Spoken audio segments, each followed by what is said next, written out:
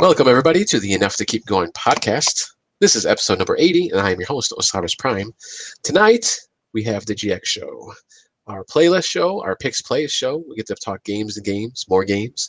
And I'm super excited tonight, not because of the games I've been playing, well, sort of, I guess, but because I finally won a solo match in a Battle Royale game. Yes, tonight, as I'm waiting for my son at his soccer practice, finally won one on my Switch, of all things, too. So, very excited tonight. So we're talking games, but before that, let's get to our other hosts for tonight.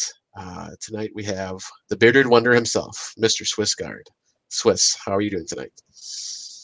I am just a pathetic facsimile of the true bearded wonder who is hosting. But I'm doing all right. The flu has been assaulting my house, but my immune system is still holding strong. Strong. You knocking back that medicine, or you don't have to? Emergency. E2KG tonight is brought to you by Emergency. Emergency. Tangerine flavor. Okay. Oh, tangerine flavor. Okay, good. And also with us tonight, hopefully not sick or his family's sick, but is Mr. DBQ Hams. DBQ, how are you doing? I have also been drinking some Emergency over the last week, man. but not anybody sick, just fighting it off. So, and I could not keep up with you gentlemen, so I just trimmed my goatee up this weekend and gave up on it. So That's all right. You guys go back to braiding it and enjoy. Soon, maybe it'll be braided soon. Although it's probably the germ filter that's keeping Swiss alive in his household. So Could be, yeah. it works out just fine. All you have to do is comb it out. That's all you got to do. Well, to make it a trifecta, I guess, to make it the hat trick, I too have been sick this past week, so I've been fighting the cold. I think it's a cold though. It hasn't been the flu, so I'm good. But a little coughing, congestion, but that's all right. Anyways, let's get away from the mucus talk here, and let's get to the picks plays for this past week or 2 weeks, I suppose. What we're supposed to do is go back to favorite legacy franchise.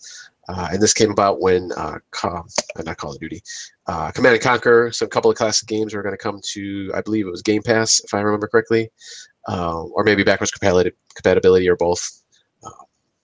I can't remember which ones right now. I think it was Red Alert and Command & Conquer 4, maybe, if I remember correctly. I can't remember, but. Or we could have, if we could have picked another franchise, older franchise that we kind of wanted to revisit. For me, I was going to pick Command & Conquer. I was going to go back and play either Red Alert 2 or Red Alert 3. I have 3 right here, actually. I have the case. I have the box, one of those big ginormous boxes that came in back in the day, PC version. I had the jewel case inside. I opened it up.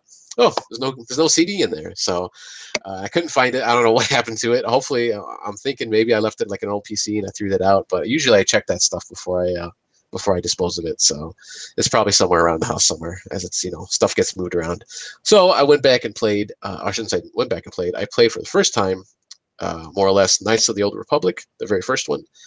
It came to backwards compatibility on the Xbox One, and this is the original Xbox. OG Xbox version.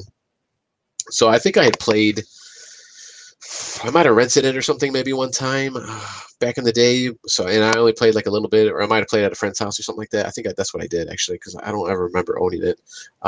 So I had played a little bit, and I think I had jumped into one of his saves because the beginning part that I have been playing, and I played and I've been playing, I didn't remember any of that. So I remember being like in a city already somewhere. So I probably jumped into to my friend's save game or something. I was just kind of fooling around. But I jumped into this pretty much for the first time. Obviously, graphics aren't the most spectacular in the world. This is an OG Xbox game, PlayStation 2. It would have been back in the day.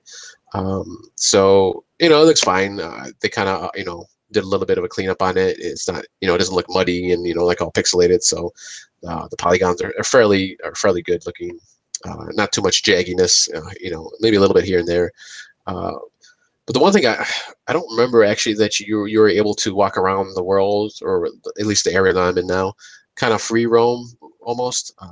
I thought for some reason it was more like the original Dragon's Age, where you kind of like point and click and did it like that. But no, I mean, maybe that's how it was on the PC originally, but on this console version, I was able to just move around wherever I wanted. I can look at things if you're able to look at it, search stuff. But yeah, it was pretty cool. I mean, I'm enjoying it. I think it came to the I think mobile devices too, I believe, right? At some point, Yes, iPad. it's on Android and iOS. It's even on Amazon Fire. Yeah. Oh, wow. Okay.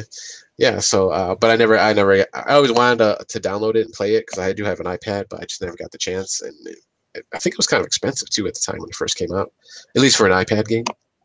So I was just like, hey, I'll wait for it to go on sale. But I just never did. But yeah, I'm having a good time so far with it, and I'm a big Star Wars fan, so it was kind of cool going back and this takes place like what hundreds, if maybe not thousands of years before the Empire and all that. So it's kind of a fresh start for the of a story, the story aspect. Thousands of years beforehand. So it was thousands. Okay, that's what I thought. Yeah, maybe 1,000, 1,200. If I get out my Star Wars timeline here. I think I remember like a making of or something from that, and the folks, the developers went over to I guess it was still back when George Lucas had was running Star Wars, and they went and they were talking to the Star Wars like lore masters and everything, and like what can we do? And they're just like, do whatever you want, just don't blow up any planets that appear in the movie. Like, oh, okay, cool. Yeah, and I don't know, I think I mentioned it, but this is a BioWare game. I guess kind of fitting since we're gonna have Anthem here in a little bit here. One of their first ones, I believe. One of the first games, or at least maybe big RPG games that they had produced back in the day. I think an early one where they went under. Well, after they it was their first outside of the D&D realm, I believe. Okay. Yeah, and you can definitely see that in there with you got the not really a dialogue tree, but you can pick a couple of choices, maybe 3 at the most so far that I've seen when you're kind of talking with people. So even back then they're still doing that dialogue choices and stuff like that. So it's cool. But I'm really enjoying it. I want to keep going with it. I had gotten, time to nerd out a little here. I had gotten a Star Wars encyclopedia like maybe a couple years, 2 Christmases ago or so from I think my sister or my brother. So I was reading through that, and it actually goes through, I think it might just be of the games and TV actually. So I was going through a lot of the story. So I kind of read about some of the characters here, like Darth Revan, I don't know how to say his name, and some of the other characters in there, the Sith. Excuse me. So I kind of got a sense of what the story's about, but it's kind of nice to start from the beginning, and you kind of you're playing through this, and I don't know. It started off a little weird because you kind of just wake up on the ship, and you don't know who you are, I guess, but they don't really explain that. At least they haven't yet. I don't know if they'll explain it later, but just kind of throw you into the action, which is kind of cool. I like that. It's not a lot of talking, not too much talking at the beginning. So it was cool though. I don't know have you guys played it before? Yeah, I've played it on PC. I haven't finished it, but yes, I've played it. I have it actually on Xbox as well, because once it went backwards compatible, I was curious about that. So, nice. Yes, definitely. I think chances are I own it on a mobile device as well. So, but yeah, I think the thing that really struck me about it at the time when I played it, and I played it years afterward. I had played it actually after playing Mass Effect. No, after playing Mass Effect 1, and I realized how similar those, some of the design aspects are in terms of kind of not only the combat, but the kind of as you were saying, the dialogue trees and things like that. There's definitely a lineage there. I played it as well. I played it for PC. Probably, I don't think I played it like on release, but it must have only been a few years, within a couple of years after it had been released. And I think the big thing that for me was, it was my first like major Western RPG. So having played a lot of Final Fantasy and Tales and stuff, going to that was different, but a good different. And I think the real big hook for me was the ability to be like go light side or dark side, and then how your characters would would react to that. So I think I wanted dark side powers, but I felt guilty leading my compatriots down the path of the dark side. So I was trying to like balance them somehow, and yeah, I kind of, but I was immersed in it, so that's good. That's good. So Prime, if you've read the encyclopedia, does that mean that you know the twist in the game? I didn't read the whole thing, so Okay. I don't remember now. Then Yeah. I won't spoil about the planet that blows up then. Okay, thank you. Tatooine blew up, and then they re-emerged it somehow through the Force That's why later it's on. a desert, right? It used to be That's right. tropical.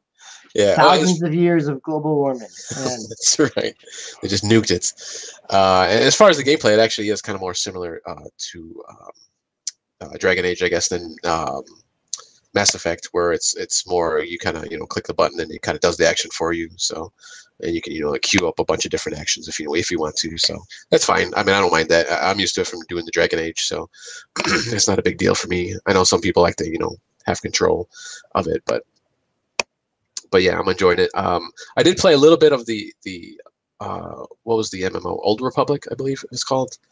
So I have played a little bit of that too, and I'm not sure what that story is compared to this one. I don't know if you know where the story lies, or Swiss, if either of you know where the Old Republic storyline kind of falls in between either the first or second Knights of the Old Republic.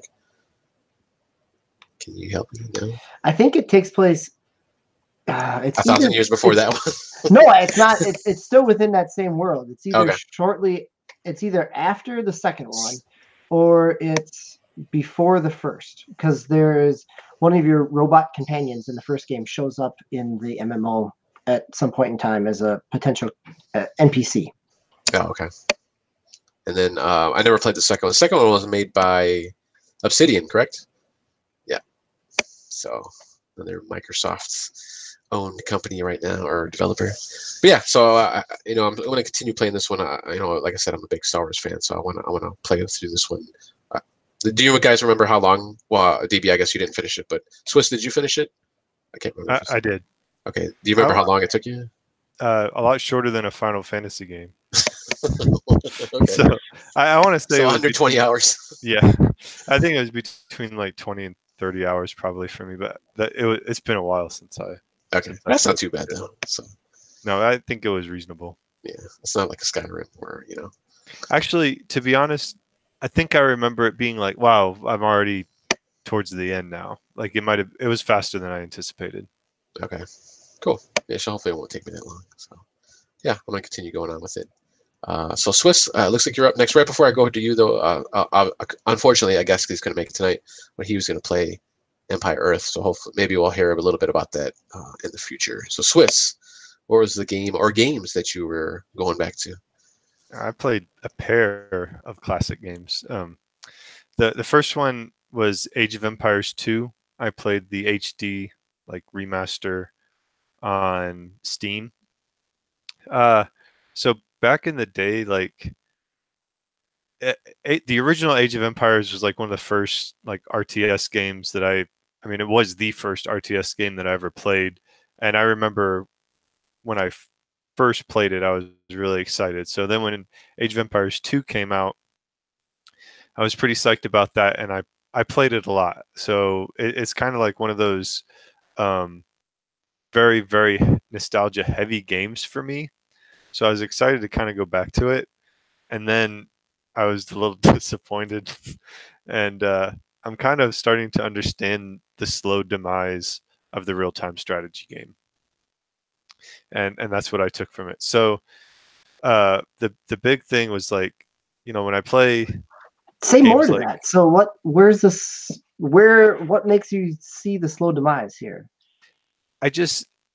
For me, playing turn-based strategy is so much more satisfying gameplay wise. So I played a King of the Hill match in Age of Empires 2, and it happened to be randomly generated, and it was pretty much a very water heavy map. So the wonder is kind of in the middle. Everybody had their own island. You had to go basically claim the wonder and sit there and park there via your navy. I sent a couple of ships over there just to whatever. I might as well start ticking it off if somebody fights me while I'm building up whatever. And I ended up like winning. Like nobody really ever tried to contest the wonder. And from what I can tell, like the AI was fighting each other, but they never went out to get the wonder. So I was like, oh, that's disappointing. So then another one, I played hard mode, and I don't even think I never really played hard mode back in the day, but it was an island map, and basically the computer was faster than me to build up, and they just completely annihilated me with a spamming of warships. And it's like that's when I kind of started thinking about the real-time strategy versus turn-based strategy. I was like, streamlining like resource gathering to like, okay, I have the perfect number of villagers arrayed in the perfect amount of resources, and just being able to like, I get the exact like techs and units that I need, and just like send wave after wave after wave. I don't know. It's not satisfying to me, like from a tactical brilliance perspective. I mean, I'm sure like, the really great StarCraft players and everything have it down to a science, and yeah, it takes a lot of energy and it takes a lot of effort and thought, foresight. But to me, the games like your Advanced Wars and for me, BattleTech, and your Valkyria Chronicles, and those types of games where it's turn-based and you're moving and manipulating the units. Final Fantasy Tactics was like this back in the day for me. It's much more satisfying on an intellectual level. I feel like when I beat the level, I've done so because I was smarter, and I used my my units effectively, rather than, man, I just know how to really spam that keyboard and being able to control villagers with the keyboard. I don't even have to click with the mouse or anything like that. So that's kind of what I took from it, which and then mapping that to the fact that we haven't seen many RTSs, and I know we've talked about it, but we've seen more turn-based strategy games. You got like Indie Banner Saga and stuff like that coming down that have come recently. So that's kind of my mental my not recollections. Yeah, no, I think there's something to that, analysis. right? Because I was thinking about this as well with the assignment. Is in some ways a good strategy game you should be able to go back to no matter how choppy the graphics look or how dated the graphics looks, because the systems are there that you can engage with and still have a meaningful match, right? Like a board game that you can still come back to that. I think that's where, in some ways, what you're describing, and it's been my experience with RTSs as well, is that unlike playing a turn-based Civ game where you do have kind of that strategic element, there's certainly a strategic element in an RTS game, but it's also about knowing your interactions, right? It's the clicks per minute of StarCraft. It's the ability of how can you hotkey something, and getting to those resources to be able to build up. So I mean, it's certainly the build order of things. There are aspects there that are strategy, but I think you're right that it is a very much a place and a time. And I mean, the lack of success of Halo Wars 2 in terms of is really the most recent RTS that I can think of. But yeah, if you didn't grow up in that genre or have some nostalgia for it, which is, I think, part of our assignment, is does it hold up, right? And it makes me concerned for Age of Empires 4, which we haven't heard much from lately. Yeah, that was just what announced beginning of the last year, middle of last year. I think around E3 maybe or something. Sometime around that. Yeah. Yeah. I mean, it's been months since I've heard anything from it, but yeah, it's been a while. Yeah, that was actually one of the reasons I was actually kind of excited about this PixPlays, because I wanted to go back to Command and Conquer and Red Alert 2, Red Alert 3. Red Alert 2 is I think I had played the original Red Alert, and then 2 is where I really got into it, and it was something I never just played before. I was playing the like platformers and a little bit of shooters at the time, but this came around and I was just like, oh man, this is like totally different. I think I played a little bit of Age of Empires. For some reason, I couldn't get into it, and I don't know why. But I don't know. Maybe I can revisit it again one day. But it was just something that was totally different. There's obviously the resource management, and who am I going to pick to start off, and okay, when I start, when I pick this country or whatever, how fast can I get to the power weapon, the super weapons, if that's how you played, so it's pretty cool. I don't know, it was just something different. I do kind of miss those games, and obviously with consoles, yeah, it's a little harder to do these games, but I was hoping once when mobile started really hitting it big, mobile games, I was hoping it would at least get like some kind of remaster, just re-release on there. But we really haven't seen anything on there with like a true RTS so far. So we'll see. Yeah, I was a little bit bummed because I mean, like you said, there's a lot of nostalgia back to that era of gaming. I remember in computer science class in high school, we all installed Total Annihilation on all the computers, and just playing a bunch of LAN party type games then, and now I wonder how well that game holds up actually. All right, so you had another one here, SNES Classic. Yeah, I also played Zelda: Link to the Past because for some reason I never played that when I was a kid, and I have the SNES Classic, and it was an excuse to play it. So I don't have as much commentary on this one other than it was nice to go back.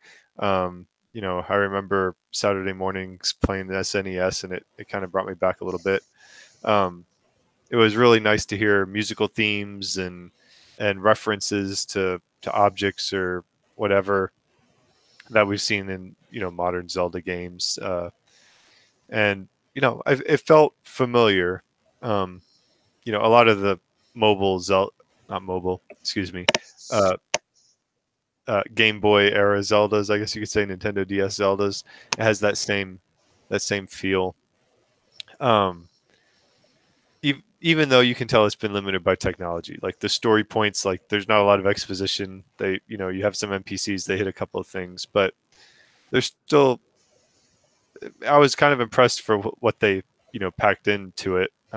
Back in '91 and '92. So, I didn't even realize that the map. They have an overworld map with an X on it to show you your destination, which feels like a very modern thing to do actually now that I think about it. And but it was like in 3D. What was the SNES Mode processor? 7? Mode 7, yeah. So it was fun, and I intend to keep playing it. So as far as like if one of the goals for our Picks Plays was to kind of get you playing some old games again, this is going to get me to play Zelda again. But there's a lot of Zelda fanboyism that's tied into this review. That's all right. If for some reason I could never get into the NES and SNES Zelda games, and not until they hit 3D. I played Ocarina of Time. I actually beat that one. That's the only Zelda game I've ever beat. And I don't know why I couldn't get into the old Zelda games. I don't know. DB, did you ever play any of those old ones? Yeah, I think originally it was a game I had rented, and it wasn't until after college that I came back and made my way through Link to the Past. But now I have it. It was the first game I picked up on the GBA was the Link to the Past remake. It's on my 3DS right now in the virtual console. So yeah, it's definitely it's a classic, and it's being there's homage being paid to it with a lot of different indie games at this stage. On the Switch, It'll Do, Little Do is there was just a couple other ones that were out. Minute last year, which I really enjoyed, also kind of pays homage to that. So I'm the opposite of you, Prime, is that I had a hard time getting into the 3D Zeldas, but I could play the top-down Zeldas, and have gone back and played a lot of the GBA, even the Game Boy Colors over the years, because that's the Zelda that resonates with me. Nice. I'd feel like I'm more on Prime. I was really introduced to Zelda through Ocarina, so anytime I played like the top downs, it's been going back, and so it's fun, but it still doesn't. It feels like a lesser Zelda after Ocarina. And after Breath of the Wild. But do you guys remember what that Microsoft game was? They showed it was like an indie game or like a smaller game that had like a little fox and almost like a Zelda-like kind of game. Remember what that was called? Nope, but I remember being excited about it. Yes, I do. Yeah. We haven't heard much no. about it. Yeah. No.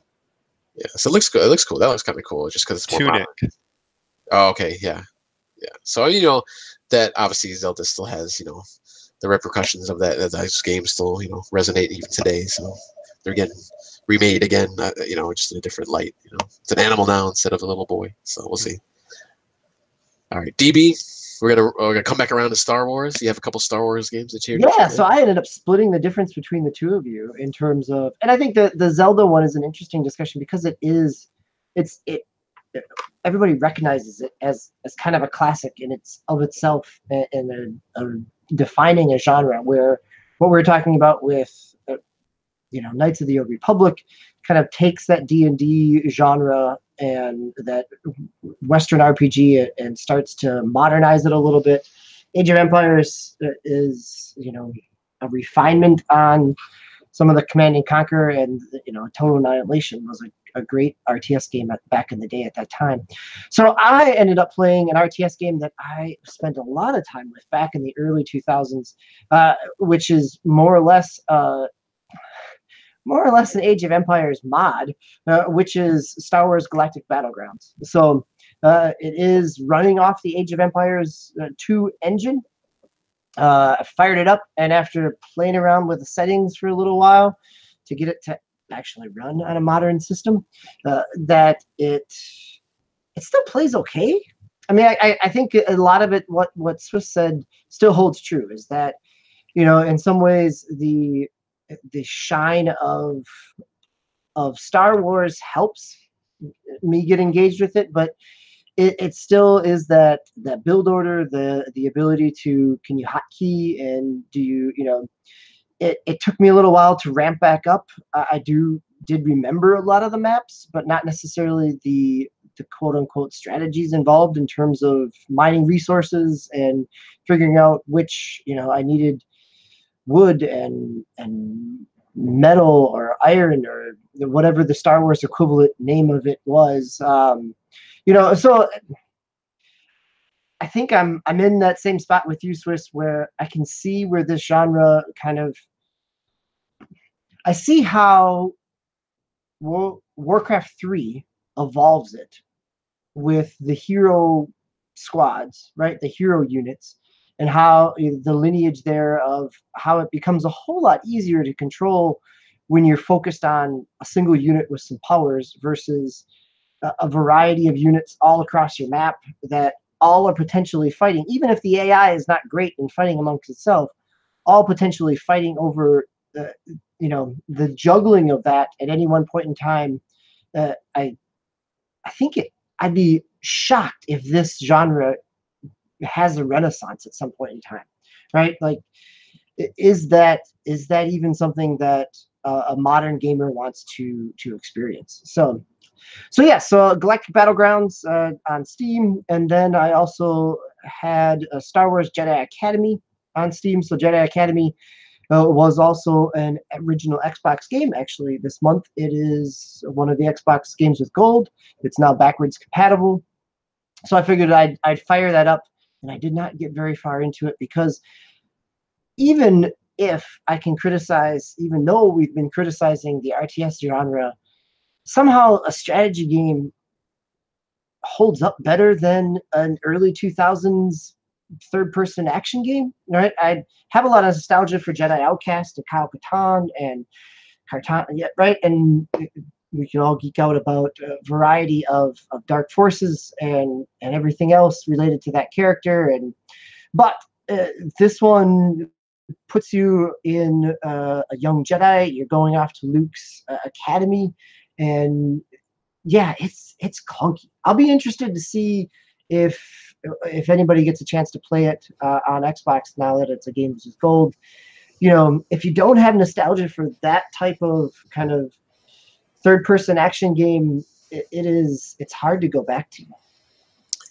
That hurts my soul to hear you say that, TV, because that was one of my favorite games back on the PC. Actually, I played that first on the PC. Yeah, I'm definitely gonna have to download it and see how how that comes back. Is it just memory and nostalgia, or is it actually a fairly decent game? I'll have to see. It's kind of tough because we got all these games now like God of War and the Assassin's Creeds, and it's obviously they evolved since then. But it'll be interesting to go back and see how how this plays out, and how the controls are, and obviously the graphics are the graphics are graphics, but it's more of the gameplay and how the story unfolds. I think that's gonna either suck me in or just turn me away. We'll see. Yeah, and I think that specific piece of we have evolutions of the genre. Is kind of why I bounced off Jedi Academy and went back to Galactic Battlegrounds a little bit, because within the RTS piece, there's some there's potential at least for some timelessness within those systems. Where if I want a Star Wars, well, I was gonna say if I want a Star Wars 3D action game, there's more recent iterations, but then I kind of had to stop myself but I mean, I also have Force Unleashed installed, or the campaign of Battlefront 2, which is just blah. So there are, if that's what you're looking for. But yes, I'll be curious with your nostalgia goggles on, how it plays compared to somebody who doesn't have any emotional heartstrings to tug at. Yeah, that was one of the first games that I actually played where mods came in, because there's a ton of you can go online and play multiplayer with people, and obviously people did crazy things, like you could force choke somebody across the map, or they had the dismemberment mob where where you could lop off body parts. I mean, it wasn't like disgusting and gross, but I mean still you'd hit somebody and their arm would fall off and stuff like that. So, and even in the single player game, you can put that on too, and you chop up stormtroopers, whatnot. But that was kind of my first introduction to mods, and I don't know, I always just thought it was kind of cool. It was, man, I think I probably still would have been on dial-up at that point, most likely. So it was kind of amazing that the kind of things that I was playing and doing in that game. So, but yeah, you mentioned Force Unleashed. So have you played that one recently? I think I played it in the last year, and it was still pretty good. It still held up pretty well.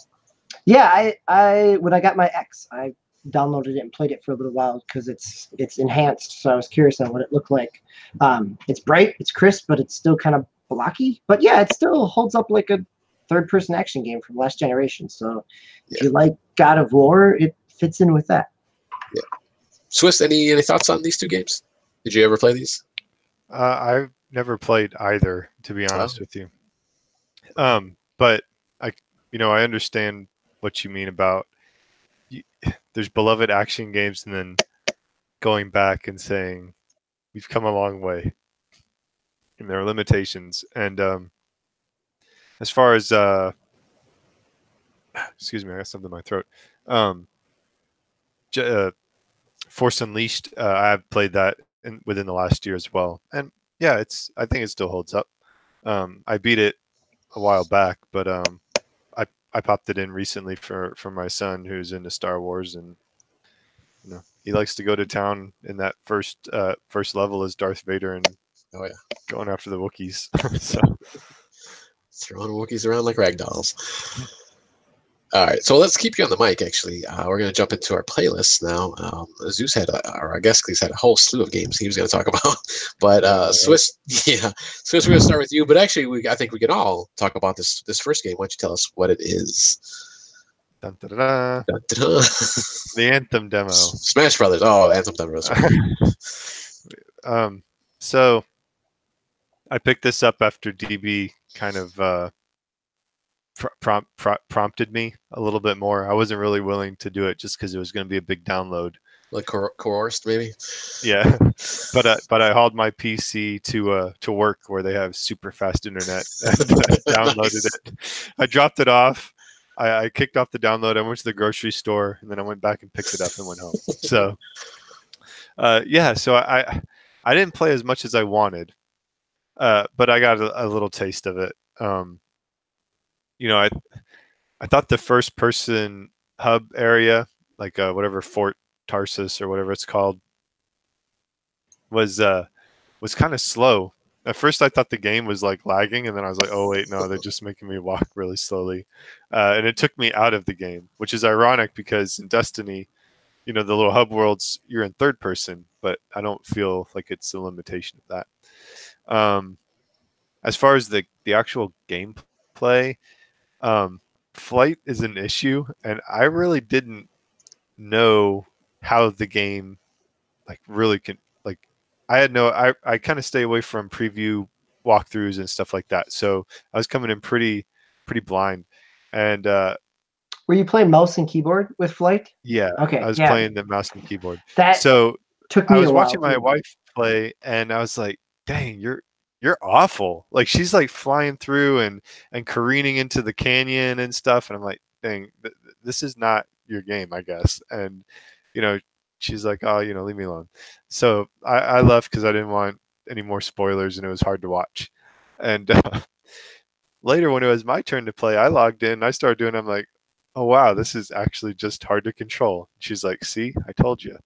So yeah, I go, and then you it's like you go from 0 to 100 and you careen into the wall, and then you fall straight down, but because you don't have any more, your boost is limited. And so like I end up falling like 10 stories, and I don't know, it was like you kind of have to, like, you just go, and you just kind of have to go, you're along for the ride. I don't feel like I'm in control, and it's just flying through. So that wasn't as fun. I didn't like the fact that I didn't really get to enjoy the puzzles.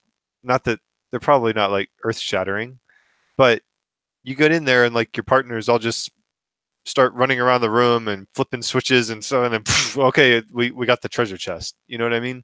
So that was a little bit, I can understand why they wanted to do co-op, but the only way I would enjoy this game is if I was with you guys, with my buddies playing the game, um, uh, like together.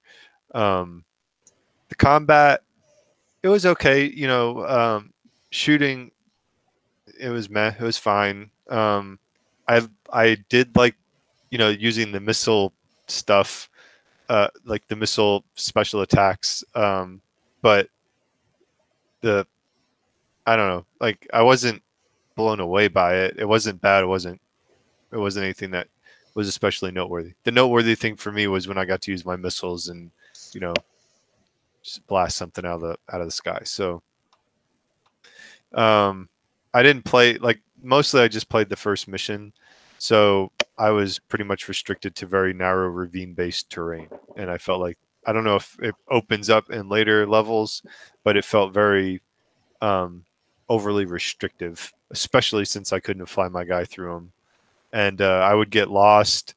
Like, you crash in the wall, and your partners are off flying and doing something, and you're like trying to figure out where you got to go. So it wasn't. I didn't hate it, but it wasn't.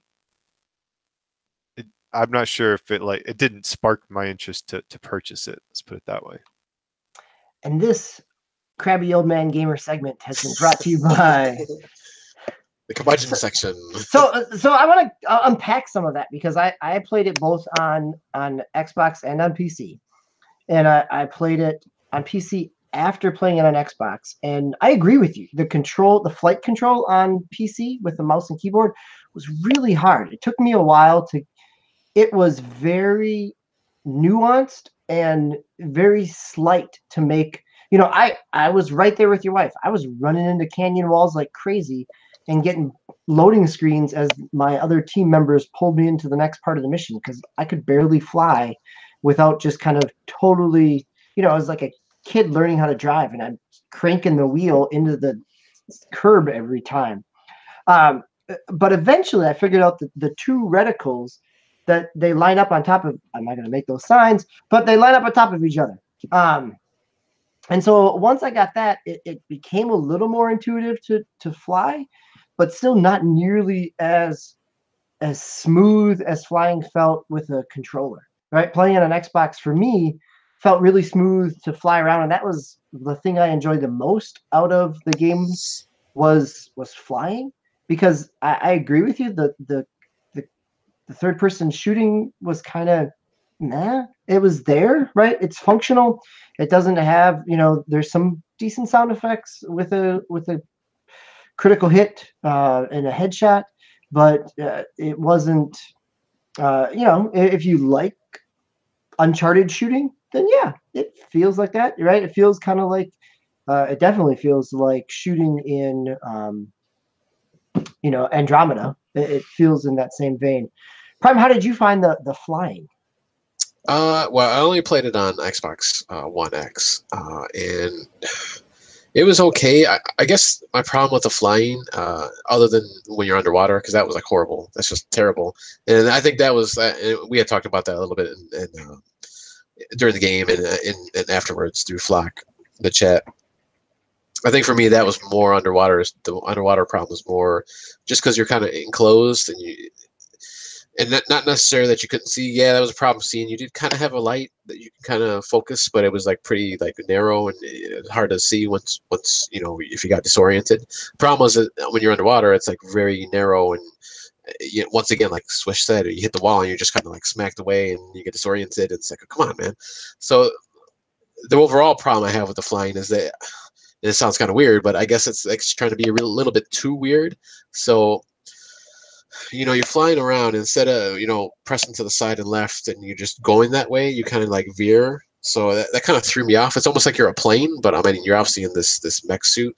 And I guess I was looking for more of an arcadey kind of a flight instead of kind of a realism. Like I said, once again, it's kind of weird to say that, but because we don't have Iron Man suits flying around here in real life. But you can kind of feel like a weight to it, as you kind of bank and stuff like that. So it's all right, I guess. Another thing I had mentioned during the chat is I wish, like, if you're not moving with the sticks, you kind of just, you just hover, but you don't do that. You kind of just keep going, like, even if you're not, doing anything with the sticks. So, and then once again, just the running out of stamina or whatever they call it is just, I was kind of blown away by that. I mean, once again, I guess they're trying to go with realism that, you don't want to be, you can't fly around all the time, I guess, in a suit, but I mean, come on, that's a game. Let me have a little bit of fun here. Now, I don't know, like later on, if you get boosts and there are some skill tree pieces that allow a shorter cooldown or a longer boost piece. Again, they've been kind of upfront that you're not going to be able to kind of just fly around the total world. That there is this limitation, but I think you're right. It does. People may be coming into it with a certain kind of Iron Man type of expectation to just kind of cruise around, and that ends up being a whole lot more limited than the fantasy of it. Yeah, the weird thing is when I had seen, and I think it was mostly on podcasts when I heard like them talking, like, because they had previewed the game, they're like, oh, the flying is like the best I've ever seen and all this. I was like, it's not though. I mean, it really isn't. At least not for me. So I don't know. It's just kind of weird. Is there anything in the demo that you guys experienced that you like, man, Anthem nailed this, they do this well? That's a good question. So for me, it's the flying traversal. It's that idea of being able to in combat with flight, of being able to kind of swoop around something, pop up and hover, get some shots in, swoop over to the other side of the engagement, drop back down on the ground, hide behind some cover, probably recharge my shield, and I think the other piece of it is that is the missile combat that you were talking about, Swiss. Like when we played, Prime and I played with 2 other people, and being able to communicate with a group, and then also some of the people in the group knew the prime and detonation kind of combo. So there's certain skills that can freeze an enemy or electrocute them or kind of prime them, and then there's a detonation attack like the missile, right? So if you can combo those, you end up doing more damage. And so I think when you have a group that's working together and that knows who's doing what piece of that and what units, what enemies are susceptible to certain elements, I could see where that could be really deep, and and similar to kind of like a raiding party in an MMO, right? That everybody has a role, and if you hit with this, it's going to weaken them. I'm going to poison them, and then I'm going to hit them with my damage, or I'm going to do this, and somebody else is going to be healing, right? I mean, so there is this interplay there that they do in a way that I feel could be really successful. I think the hard part, from what I experienced during the demo, is that could work if everybody is communicating it. I think the challenge of the matchmaking and throwing you into randoms then is, how do you spec those skills out in a way that allows you to take advantage of that system that the sandbox that they've built to play in? Yeah, I mean, I think as far as the gameplay and the gunplay, that was fine. I didn't have any problems with that. One of the big things for me, I guess, were the special moves, like you said. It's pretty cool with the missiles, and even just like each suit has their own special move. That was pretty cool. Now, DB and maybe Swiss too, because you guys play Destiny. Do you think the gunplay is kind of just meh and just kind of there for you guys just because of it's a third-person view, or is it just because it's just not all that great? It's not like a Destiny like spot on. I'll cop to the fact that it doesn't feel as tight as a Destiny or an Apex Legends or a first-person shooter, right? I mean, and that could just be that it's a third-person aspect. Potentially playing some more of that, or getting different guns and different attachments, right? I feel like there's potential for that to feel better. I think you have to evaluate it, like you said, when you're swooping through the air and then hovering and then diving behind cover. And I think the gunplay has to be complementary to that. And in a game like Destiny, it's much more the focus, I guess. You don't really switch out of the gunplay unless you're doing your, like a special or something. I don't know. It feels like the combat is. There's more to the combat in Anthem. It feels like that's just a small part of like what's all going on. It felt like it was getting lost in everything that was happening. Yeah, I think the gunplay ends up being kind of the cooldown aspect for your skills, right? I think you're right, Swiss, that it's the filler in between the flashy stuff. Sorry, I cut you off, Swiss. Were you going to say something else? Oh no, that was just my rambling thoughts about the fact. So yeah, I guess I would be interested, from your perspective, Prime, that you haven't played a lot of Destiny, but you're also a more of a first-person shooter type of person than a third-person one. So I'm curious on how you found the gunplay. Yeah, I mean, I thought it was fine. I didn't have any problems with it. It seemed pretty tight to me. I mean, I didn't have any problems aiming or anything like that, and you can't hover when you are like kind of doing the left trigger, which is kind of like a focus or like a zooming in with the iron sights, I guess. But obviously you can't really do that since you're in third person. But so that was pretty cool. I mean, and what you said earlier is when you're flying and you're shooting and stuff, that seemed pretty cool. I mean, it seemed pretty tight. So I mean, I didn't have any problems at all with the gunplay. So I mean, it just seemed fine for me.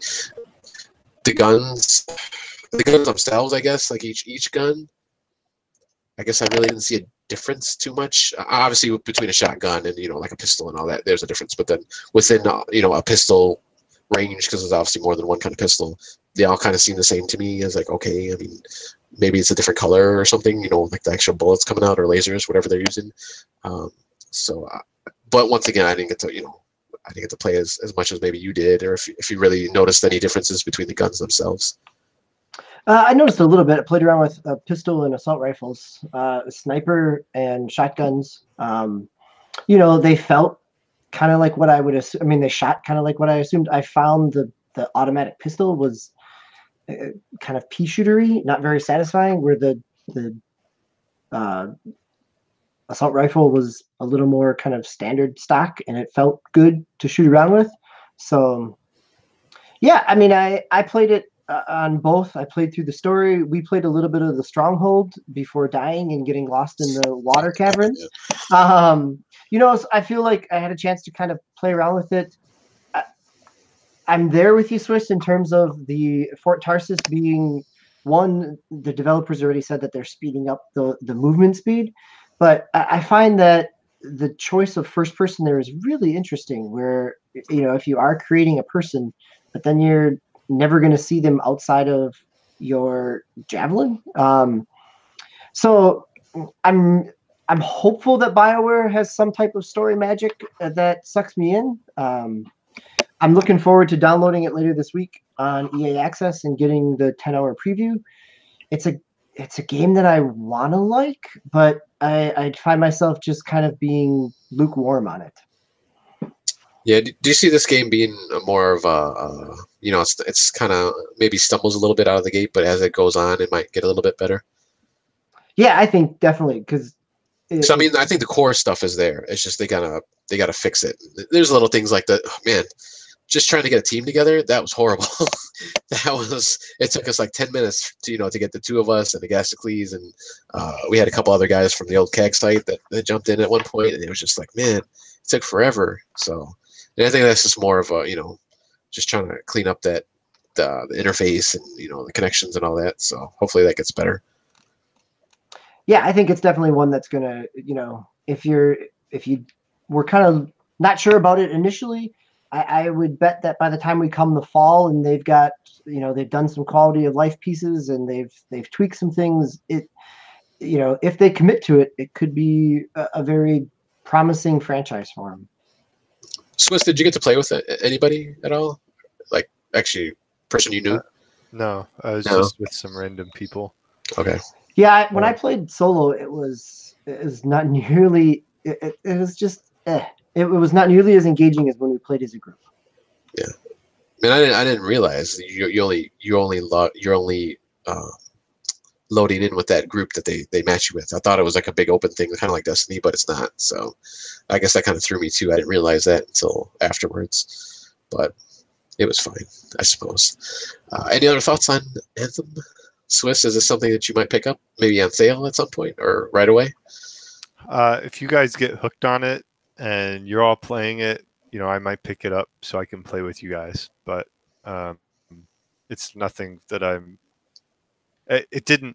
I kind of went into it like thinking it's got to wow me to get me to like let go of Destiny. So at this point, it hasn't. Okay. I got a lot of Destiny. I'm very late to the game in Destiny, so I still have a ton of Destiny content that I haven't gotten to yet. So I'll stick with that for the time being. Okay. Yeah, I mean, I'll probably like if you guys get into it, I'll probably jump in and buy it. Maybe after a month or two, it'll be on sale or something. So I'll pick it up. But yeah, no, if you guys get into it, I'll buy it right away. And we could play because it was fun. Like DB said, when we were all playing, it was pretty cool, especially when we did that big boss fight at the end of that one level. I mean, that took us a long time too to get. I don't think any Destiny boss ever took that long, at least not when I played. But that one it seemed to take forever to take that one big robot spider thing, octopus. I don't know what it was down, but it's cool. It was cool just to have people to talk with and stuff like that. And, you have to go over there and revive somebody when they get down and stuff like that, or get revived yourself. So it was cool. All right, so let's move on. I have my first game that I have actually is Fortnite, and I've been playing quite a lot of this. Obviously, like I mentioned at the beginning of the show, I finally got my first solo win. That was just tonight. But I've been playing actually on multiple consoles and playing on Switch, Xbox One, and PC. So I've been playing a lot with my son on the weekends. We play a lot. I've been playing a lot by myself, just trying to go through the free Battle Pass part of the Battle Pass, the free part. Just trying to unlock stuff. And then once again, we actually got my wife. Me and my son got my wife playing again, which she actually is enjoying herself now. So she got a little bit more used to it. And we play the bigger team battles, which is 50 on 50, which is a little bit easier for her.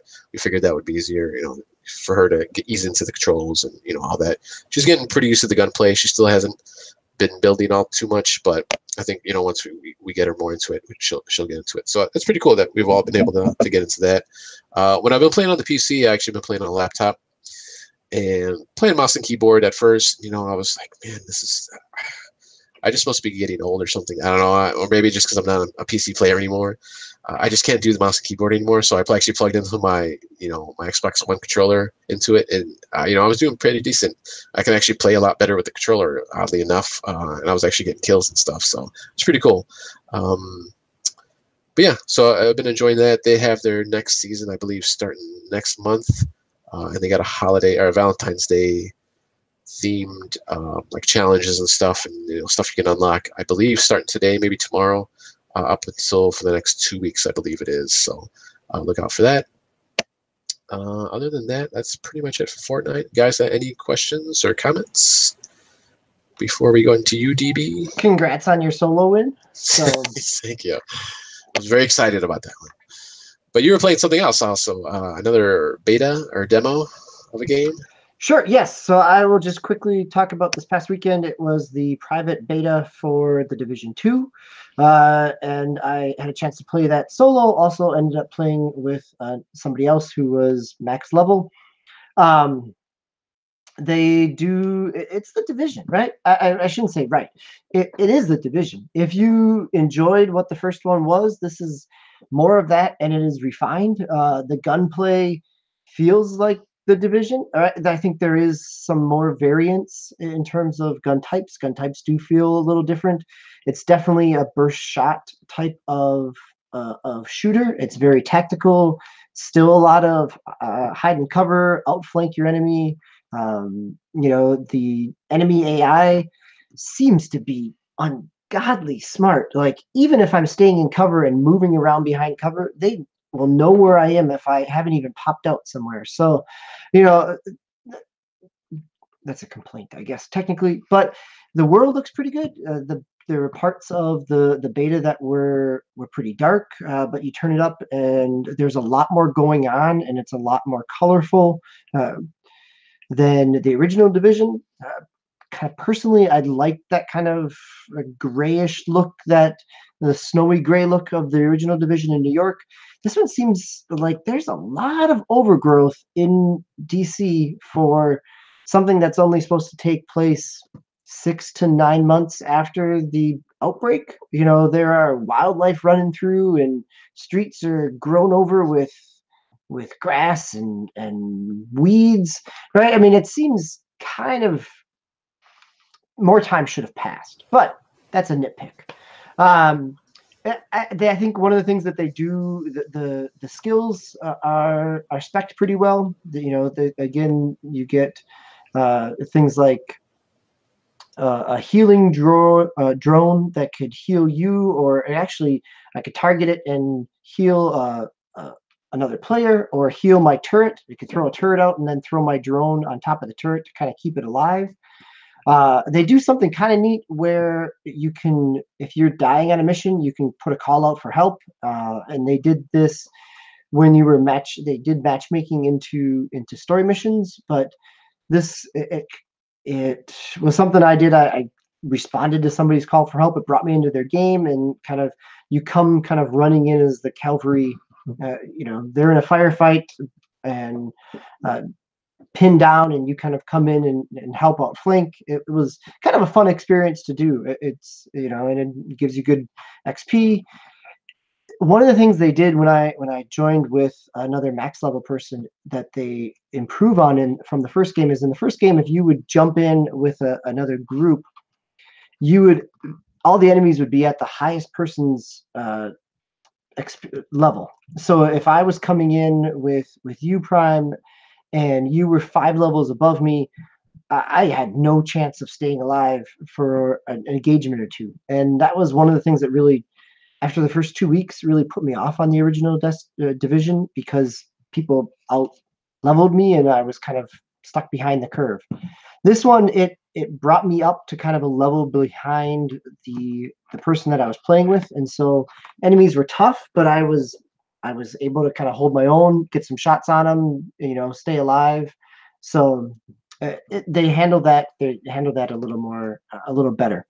I didn't get a chance to play any Dark Zone, but there's some mixed comments going on related to it. So it sounds like there's going to be a public beta for it, or a public beta for it at the beginning of March. So give people a chance to kind of see and test it out for themselves. So I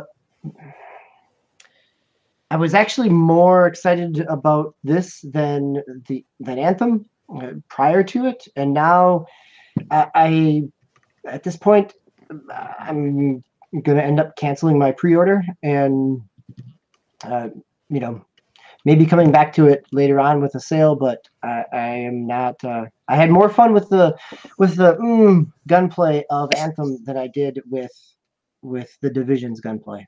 So Was it just a little bit too much samey of the first game? it might be. I think some of the things in the Division in terms of the gunplay is it really. If I steeled my mind to think of it as an RPG and not as a shooter, there's a lot of kick to the guns. You're not. If I'm shooting in bursts, I can get some little bits of damage in it, but there's still a lot of bullet sponges, or at least people with a lot of armor. So making your way through some of the levels is just kind of piece by piece tedious. I think again, if you have a group to play with, it's going to be a lot of fun. If you enjoyed any parts of the first Division, you probably have a lot to like here. But as a solo player, even though it's supposed to have a 40-hour campaign, I'll probably wait to see how it evolves and look for it down the road. Is it because of fighting other humans that it makes it kind of like the bullet sponges is worse than say like Anthem, you're finding like these insects and these like crab creatures or whatever, and you're like, okay, yeah, I guess that kind of makes sense that they're gonna take a lot of hits. Yeah, I guess that is right. That was definitely a piece of it for me with the original one as well, is that there was that kind of disconnect where, yeah, okay, it's some alien and it can be a bullet sponge, but that makes sense. Where if I'm shooting a human, and even if they have a layer of armor on them, or if I'm getting 2 headshots in on them and it's only taking them down a quarter, it seems odd that's So yeah, I think there's a disconnect there because of the humanity aspect of it. Oh, the humanity. When is this supposed to be? When is the full release supposed to come? So the full release is the middle of March. Okay. Yeah, I was seeing reports too of that they might have a public beta coming out. So yep, I think they confirmed that today. So it's beginning of March. So. All right, cool. Swiss, any thoughts? You're not a Division guy. I'm not a Division guy. It was interesting that DV said that the AI was almost unfair. So I could put there's a fine line between a challenge and then feeling like you're being cheated. So. Right, like in a tactical shooter, if I'm behind cover, I should be able to move to the other side of that supply truck when you can't see me, and have the opportunity to flank you. But no, as soon as I get to the other side, there's somebody there waiting for me. So, I guess that's smart, right? Like if they're as a group, somebody's going to cover both ends of that. So I don't know that it was unfair. I just don't know that it was fun. Okay, cool. All right, Swiss, let's go back to you. Let's actually skip your other PC game for now. We're going to keep that for the end because we can all talk about that again. And let's go to your Switch games that you've been playing. I've continued to play Octopath Traveler and Minecraft. Minecraft was cool. I built an aqueduct out of a mountain waterfall to get to my farmland. No, it's I have some thoughts on Octopath Traveler, but I intend to keep playing it, and in the interest of time, I'll save my thoughts for that later. But it hasn't. It's definitely growing on me. Okay, cool. Yeah, I wanted to go back to Anthem real quick with you, Swiss. I forgot to ask you earlier. What did your wife think about it? She have any thoughts? I think she thought she enjoyed. I don't know. I think she thought she was just kind of there. She said she was just kind of going through, and then like DB alluded to, like you're just going, and then all of a sudden the screen loads because your group members did something else. So, okay. I think she spent some time with it. I didn't really hear from her any thoughts that it she wanted to get it per se, but yeah, I think it's the group aspect is so important, and if you don't have like a lot of communication or anything, it's really hard to get into. Destiny's a lot easier to play solo or with other people. That's true. Yeah. All right. As for me, the last one I'm going to talk about real quick here is Starlink. I got that for the Switch. I got it on sale. I actually got the physical copy because it was on sale for $20. That's a pretty good deal. I couldn't pass that one. So I got the package with Star Fox, the R-Wing, little Star Fox figure, and I had the other main guy. I forgot. I don't even know what his name is right now from the game. But I played a little bit of that. The first couple levels, the space battle, and then when you first land on the first planet you get to. So, but it seems pretty cool so far. I didn't have any problems with it. It plays pretty well. Planet side is kind of cool because it's kind of open worldy, I guess, so far as I can tell. I think you'll be able to go around like the whole planet and other planets, I'm assuming, once you get further on. But I'm liking it. Yeah, I'm really liking it so far. Yeah, they kind of level gate those zones around the planet or around the planets. But yeah, there's a lot more freedom there than I kind of expected. Yeah, I'll be interested to hear more as you keep going through it. So it's definitely a game I enjoyed, but I need to go back to. Real quick question on Starlink. Yep. Why do you think the price was slashed so heavily so quickly? Because it just feels like every time you guys comment on it, you're pleasantly surprised and you pleasantly enjoy the game, and it's like, what's the deal with that? I don't know if it's the Toys to Life thing. Maybe is part of it, just because that's the bundle I got. I mean, you could buy the game, just the game itself, and not even use the toys or the figures and stuff. You can just play through and unlock stuff. So I'm assuming that's what it is. I mean, $20 is a good deal for all that stuff you get in there. Yeah, I mean, it's I think it is the Toys to Life genre. It is people are probably hesitant to pick up another piece of plastic and strap it onto their controller. I think from a retail perspective, there was a lot of inventory left over. This, it made it through the holiday season. I think it only got down about 50% off throughout the holiday season, which was similar to what Skylanders would get to during its time as well.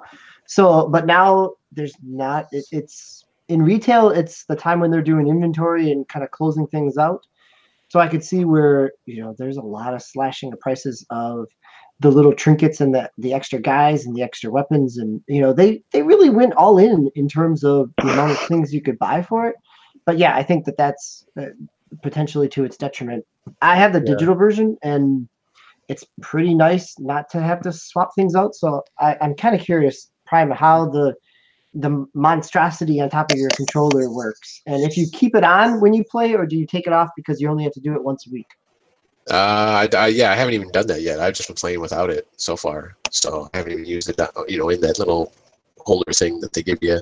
Yeah, it's the thing looks pretty daunting, but I mean the pieces themselves are pretty light, so I don't think it really affects me too much. It's like a grip with a part where you can plop the different spaceships on there. So, but I haven't, like I said, I haven't tried it yet, so I probably won't.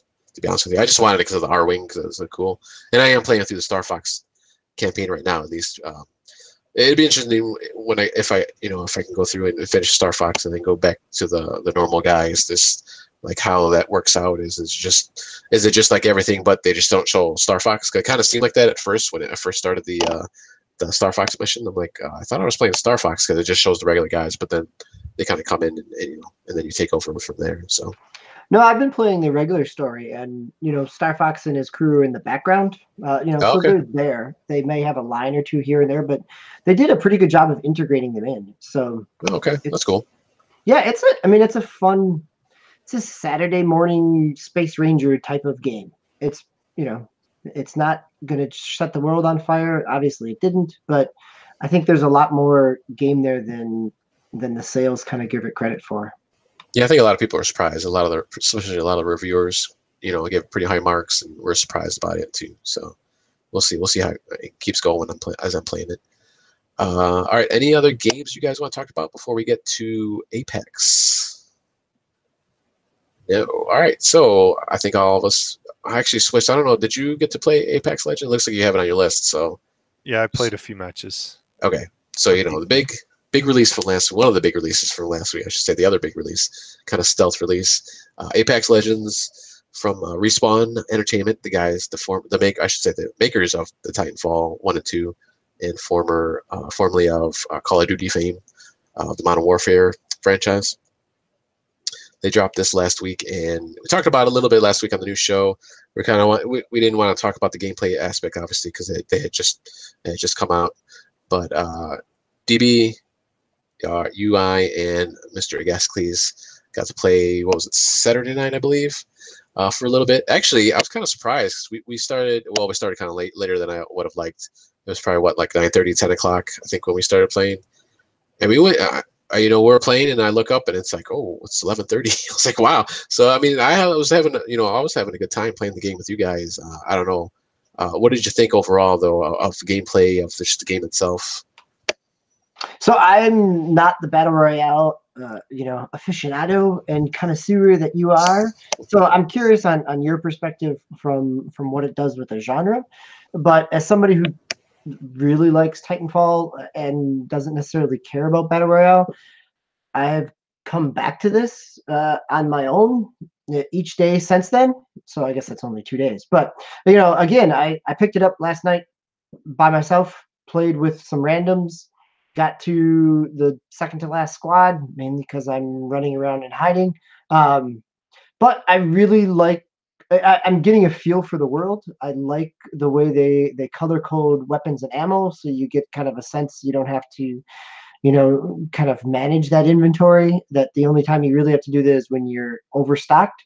The auto equips and upgrades on components and armor, I think all are they smartly handle that.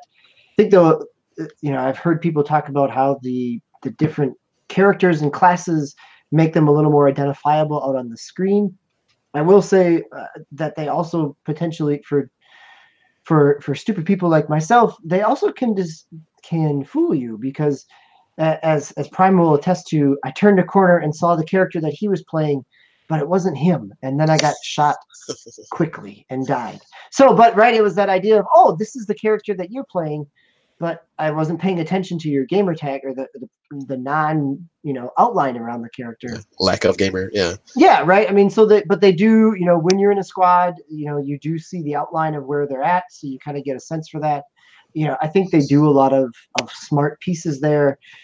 I was very happy to plop down the $5 for the starter pack and unlock the other characters. Yeah, I'll be curious to see what a battle pass does, but at this point, I'm more interested in this game, surprisingly, than Anthem and The Division, which is at the beginning of the year. If you told me that, I would have said, no way. So yeah, even at the beginning of the week before it came out, I would have laughed at you. So that's my take on it. But give me some Battle Royale connoisseur hot takes here, because you've played Blackout. You're playing Fortnite Switch on a Wi-Fi hotspot at your son's soccer game. I think that was another thing. Yeah, I was tethered to my phone at this point. Yeah, you've got some Battle Royale fever here, Prime. So talk to us. How does this compare, and where does this stack up in that pantheon of the kind of big four? Yeah, so I played Blackout. I played Fortnite. I played PUBG. I haven't played Realm Royale yet. I'm not even sure if I will, but it's up there. At first, I had some technical difficulties, because I'd play like a game or 2 or 3 maybe at the most, and it would say when I was going back to the loading screen, or even after I got back to the loading screen trying to get back into another game, I'd get connecting to server. Okay, I've seen that before. Still connecting to server. It'd count up to like 9, I think, and then it just keeps doing that, or redoes it. I let it go for like a couple minutes one time, and I was like, I couldn't connect. I was like, what's going on? So went out of it, closed down of everything, out of the game itself. Went back in, and I still couldn't get in. So I was like, all right, whatever. So I was pretty lukewarm on it at first, just because of that, just because it happened like that for the first 2 or 3 days I was playing. Might have just been, obviously first time, server problems. Obviously there's like a million people, connecting literally, as we found out later on. So finally get in. I was playing with you guys on the weekend. It's pretty smooth. I didn't have any problems actually on that Saturday night with the connection. You know, the gameplay itself and the movement, it's still a little weird to me. I don't know what it is. It just seems a little off. It's fine. Like I guess I've gotten used to it. 'Cause, you know, I played a few more times after that. But there's just something that's I don't know if it moves. It definitely moves faster than like say PUBG and even Fortnite, and probably a little bit faster than Blackout. Blackout's pretty quick as far as when you're running and stuff, even just walking. But it's almost like you're sliding around and not really walking and running. It's kind of weird. I think that's what it is, and I'm trying to get my finger on it, but I'm getting used to it, and I'm starting to have a lot of fun. And the next thing I got to do with this game is I got to learn. And even you mentioned this during our gameplay, I got to learn the special abilities because I'm getting murdered because of that. I mean, I'm getting killed, left and right because I'm not using my special abilities. I was using I forgot her name now. She's the medic basically of the group of Lifeline. Yeah, Lifeline. And I kept forgetting to throw out her little pod, and not only can I, heal myself, but whoever's near that can actually get healed. So I got to use that, and I don't even know what her like super special ability is. I have no idea what that is. I played a little bit of the guy Agascles was playing. I can't remember his name. The guy with the little raven or the little hawk or whatever he throws around. Initially, and then when we were playing, he was playing that guy. So I switched over Lifeline. I played her a few times, but. Yeah, but I'm really liking it. The gunplay is pretty solid. I don't have any problems with the gunplay. We're talking about Anthem, and this is pretty smooth. I think the one thing that I really like about this game is the little quality of life things, like you mentioned. When you're doing attachments, it just auto does it for you, even on your secondary weapon, which in any other game you have to like switch to that. And then like rearrange everything or pick something up. This one just does automatically just slaps it on your second. If you have a shotgun and a pistol, it'll slap it on your shotgun if it's just an attachment for a shotgun. So that's nice. Another thing is when you're in the menu screen, if there's something you can't use, it's going to mark it as a a little red X on there. So that's nice because I can just I'm going to dump it because I don't need it. There's a couple other things I can't remember right now, but it's just so small things that it's just great that they've kind of refined it. I guess and they've had about 2 years that they've been watching Fortnite and PUBG and Blackout this past 6 months or so, and they can go in there and tweak these things and there's no fall damage. That's really nice, which we kind of learned the hard way, I guess, a few times when we were falling off mountains and the little supply drop ship that you can drop on if you can maneuver yourself to that. But yeah, I mean, it's just these little things that I'm liking better about this game than the other ones. Blackout's still my favorite right now, but as I probably play more of Apex, they'll probably kind of go head to head. Maybe even it might surpass Blackout, but we'll see. We'll see what happens as I'm playing this game. But it's just like I said, it's just those little things that I'm really liking about this game so far. Yeah, Swiss. I don't know. Like you said, you only played a few matches, but what are you thinking so far? I don't think you're a really big battle royale guy either, like DB. But no, I'm not. It's not battle royale is not really my cup of tea. But I actually enjoyed it to the point where when I logged on tonight, I was wondering if I had enough time to jump in a quick match before the show is going to start. So I guess that tells you something. I stink at it, and I think I enjoyed a lot more when I get a chance. I assume I will soon to play with DB and Agascles on PC. But yeah, the great things about it, like it's just the map felt smaller than some of the other games. Well, I've only played Fortnite, so map felt smaller than Fortnite, which I guess for me is kind of good. But the big thing that's a beautiful thing about Apex Legends, there is no building mechanic in Apex Legends. We don't have people randomly constructing 10-story towers in 3 seconds flat when I hit them in the back with a machine gun. So, yeah, that's a very positive thing for me. I guess the other thing that's kind of nice is you can basically get revived twice in this game. In most games, when you're playing on a team, you'll get downed. You're kind of crawling around and stuff, and you can get revived. This one, yeah, you can do that. But if you get killed when you're down like that, your teammate can pick up like a, I forgot what it's called. It's like a little controller almost when you actually pick up your teammates. You know, if you kind of root Pick around. up their banner. Yeah, and then you can go on to a certain. You know, there's points marked on the map where you can go and upload basically your teammate and have them come back down and join you again. So that's kind of nice. And obviously that you don't get the whole match for that. There's I don't know, it's like a minute or minute and a half or whatever that you have before you can't do that. But that's kind of a nice thing too that you can do that. And you have a couple chances to revive your teammate, so it's pretty cool. It is only a three-person squad so far. I don't know if that's going to change anytime in the future. If it's going to go solo, if you can do duos, if you can do 4 people. I feel like it won't. It probably will just because I said that. But I feel like because they got inspired a lot by like Overwatch rather than some of these other BR titles. Like, I think that squad, that squad-based aspect is very, very intentional. And at first I was like, man, I wish I could just play solo, but I understand that the fact that your characters have these special abilities that are designed to complement one another. You can't have a team with 3 lifelines. Yeah. I think it's baked in the cake, so to speak. So,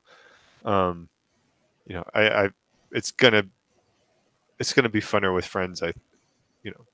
Then I was with random guys every time I was playing, and like the first time they put me as squad leader and I had to choose where to go down, right? So I was like, I don't want to choose this. I don't know the map, and I relinquished to the next guy, and then he relinquished the next guy, and that guy relinquished it back to me.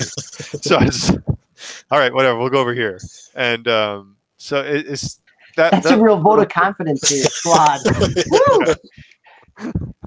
We're all newbies, and like none of us wanted to be the guy. Like, but that's the problem when you're playing like random people sometimes. So yeah, still let's hook up because I'd be interested to play it some more on PC. I've played a match or 2 on PC, but most of it's been on Xbox. Yeah, and maybe one day I can jump in with you guys because supposedly they're working on cross-platform, so we'll see if that happens sometime in the future that we can all hook up together, or at least three of us could. I guess we'll have to take turns. But you make a good point, I guess, with the 3-man squad because if you have a whole squad, well, not even just a whole squad, but if you have a squad of each player or each kind of superpower type, that you can overpower people, other squads if they lose somebody. So that's a good point. Funny thing is when they introduced this game in the 3-man squad, like a week before, actually Fortnite had put out a mode of just trios of 3 people. So I don't know if that was just coincidence, but that happened. So, but I do kind of like that 3-man squad. It doesn't seem as, I guess, like stressful, I suppose. I mean, it's still kind of stressful, obviously, if you get to the end, near the end, it's just you and another squad or even just a couple people, but it seems more manageable if it's just 3 and it's not as, you can at least depend on at least one other person besides just, 2 people if it's just a duo, like in a lot of the other games. But, yeah, I don't know. I guess that's kind of weird, the jumping together thing. I mean, you can, break off if you want to and go on your own, but I guess, it's kind of forcing you to be on your squad without not really forcing you because you can't break away if you need be. So I played much better in Fortnite, but that's because, like DB said, I would go hide. Like that's like, and I'd kind of, if I had an opportunity, I'd take it. But with this, I kind of feel obligated to stay with my squad a little bit, and I haven't had as much success. Yeah. And well, I guess that's the other thing too I was going to bring up is the ping system, where obviously if you're not with somebody, with friends or people that you're talking with, you have the little thing where you can just quickly hit, at least on the controller, you hit like I think it's the right bumper, and whatever you're pointing to it tell your squad mates, like, hey, there's armor here or a weapon or whatever, or there's an enemy down the way. So that's pretty cool too that they have that secondary kind of chat system without actually having to like jump into a chat window and say, hey, there's somebody over here, or there's a weapon and something like that. You can just quickly say, hey, here's a weapon or ammo or backpack and stuff like that. So I think that's a pretty cool system that they implemented for people that don't like to talk to anybody. So yeah, the ping system is very intuitive and helpful. So Yeah. Definitely good. I think, yeah, I'll be curious to see if this is something that we come back to and talk more about. And I do like just say that Blackout does have that also. It's a little bit more cumbersome. It's not as easy, but you can highlight stuff that for your other teammates. So, all right. Any other gaming talk here that we want to go through real quick? We had a lot to cover tonight. We did. Yeah. So let's I have get one to more point on Apex. Oh yeah, go ahead. Quick. It's interesting. I think when this game dropped, we were in the Flock or in our chat client and everything. We were all kind of skeptical about it. Just something that we hadn't heard about, and then it just plops right there.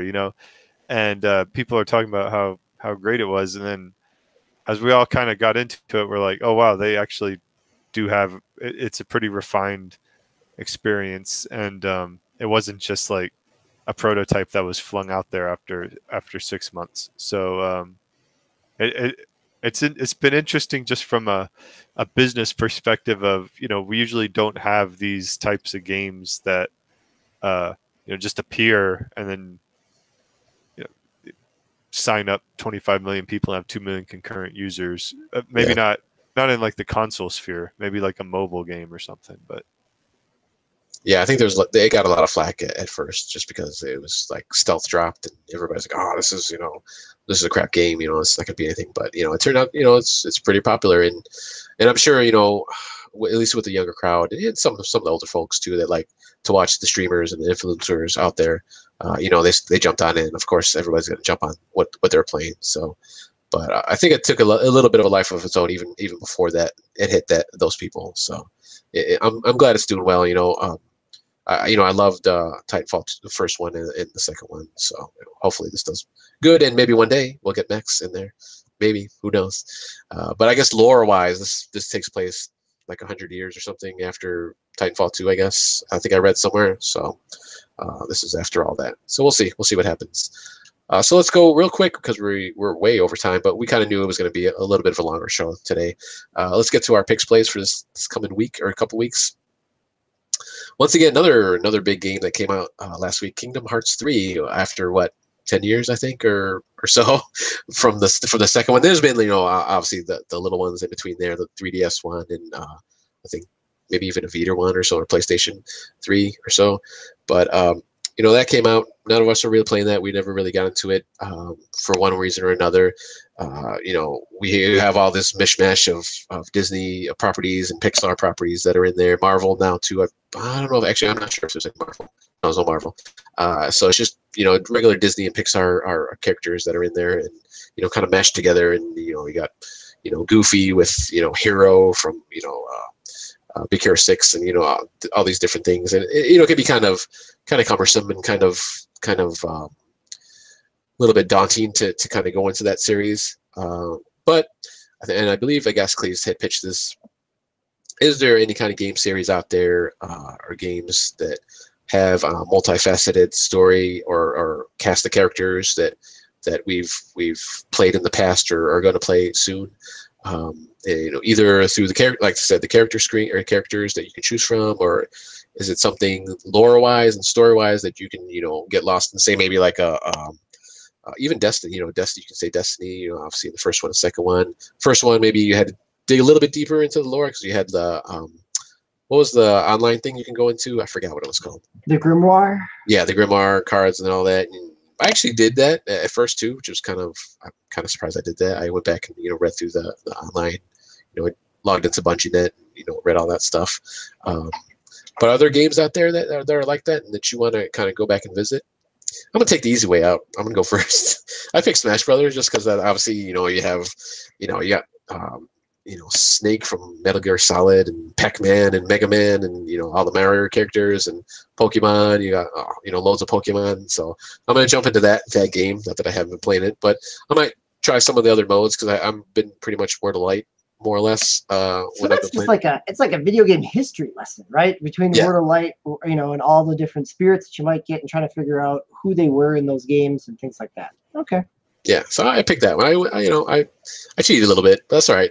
DB, what did you have? You didn't write your. Well, first I wanna correct you that it's the Disney properties in Kingdom Hearts are easy to follow. It's the crazy Heartless and Organization 13 and Siri and Riku and the Shadow Sora and all the other things that happen, right? Like there's a lot there of this made up world that Square has done that, the Final Fantasy and the Disney people are the easy things to understand in that world. So this one I'm actually going to truth be told, I love this kind of stuff, right? And I am somebody who reads the Mass Effect comics, and I have the Witcher books and Halo books, and I've got the Spider-Man book prequel from last year's game. You're right, and so that idea of world building is something that I've always enjoyed. Even last year playing Final Fantasy 15, I watched the Kingsglaive computer generated movie, and I watched the YouTube series of the anime ones, right? So that whole idea is something I totally get into. So when you guys were bantering back and forth about potential games, all of those I actually kind of feel like I have a grasp on because I've done the legwork on that as I thought about big games. So the one I think I'm going to go with is one that doesn't have all that other paraphernalia for me to dive into to get in the world, but is so convoluted that I'm still confused about, and that is going to be Xenoblade Chronicles 2 for the Switch. Okay, I thought you were going to say Metal Gear because that's pretty hard to follow sometimes. Yeah, but there's enough Wikipedia out there to well, anything has Wikipedia. To see whose arm is possessed by another person, and yeah. All right, so Xenoblade Chronicles. All right, cool. Could be one I might revisit since I've kind of fallen off on that one. Anyways, Swiss, what do you got for us? I'm going to let you say, even though you have it on here. I'm going to try not to do a spoiler alert on the reference that DB just made because I know that, and I know the answer to that. Yeah, so I actually put Metal Gear Solid franchise on here because I was like really into the original. I played 2 and 3, and I have 4 and 5, and I think I started 4 like 2 or 3 times, and I never got past the first mission. So that might be one. I actually haven't narrowed it down to 100% yet what I'm going to play, but maybe Metal Gear Solid 4 or 5. Dragon Ball Fighter Z, because if we're looking at like a lot of random characters and huge cast, my family and I have been watching Dragon Ball Z on Funimation lately. Nice. And we're kind of starting to get into the Frieza saga now.